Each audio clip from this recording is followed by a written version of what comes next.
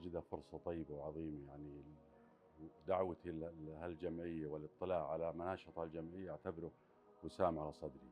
حظيت باستقبال من الأستاذ سلطان الجاسر المساعد، والله يجزاهم خير، ومن جميع القائمين على هذه الجمعية.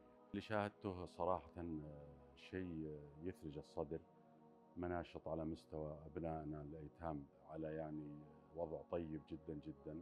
الجمعية أكيد أنها مدعومة من سمو أمير المنطقة حفظه الله، فلذلك اللي رأيته من مبنى ومن مناشط ومن قائمين عليه يثلج الصدر، وشيء ولله الحمد يعني نفتخر فيه جميعا كأبناء منطقة أن هالجمعية موجودة عندنا مدينة بريدة. فلذلك أنا يعني شاهدت شيء ما توقعته والله. فأنا أشكر القائمين على الجمعية وأشكر قبلهم سمو الأمير على هذا الاهتمام والدعم، وجزاكم الله خير جميعا.